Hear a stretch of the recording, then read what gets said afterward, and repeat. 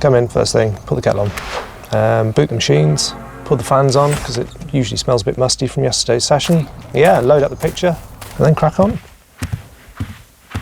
I usually start right, you know the feet in natural history, you know those lion feet? I make the sound of those. And that usually confuses people. But basically, you know, if you're out there in the field, Rich is our kind of Zoom microphone, really. Yeah, that's a good way of putting it, actually.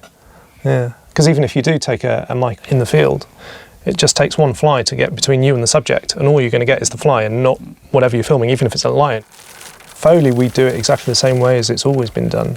Hitting old dustbins with baseball bats. Yeah. Big stuff's really easy to do. It's you know, it's very easy to go over top with sound effects and Foley. But to do something precise and subtle is it's harder to make it more believable. It's all about interpretation and imagination, and knowing what props you've got at hand, and having a really good prop store. Rich wears those pearls for us. I do, and the high heels. And skirts. He loves the skirts. For the heels, if truth be told. Part of the remit of my job is, you know, I regularly go around charity shops looking for inspiration as much as anything, because a big part of the job is, in keeping it fresh, is finding new ways of making sound. If you actually look at natural history, especially in the way everything moves, you know, there is a rhythm to the way a cat will move, to the way a hyena will move, to the way a giraffe will move, to the way a rhino will move. Everything has its own flow.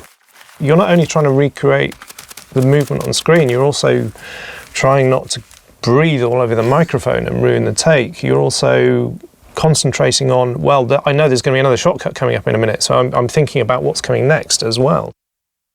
For me, films at 59, certainly when I was starting out, probably had and still do have, you know, probably the greatest collection of natural history Foley artists under one roof, certainly in terms of years of experience. It is one of those jobs that the only way to learn is to do it, and the more you do it and the longer you do it, the better you get.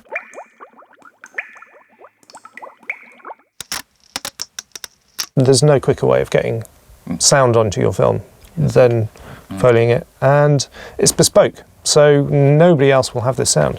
I know, but every time Rich goes out for lunch, he comes back with like a really big thing that he's found in a skip. You know, look, I found this beer barrel, this would be really useful. I've used that twice in 10 years. Yeah, it was useful. It was.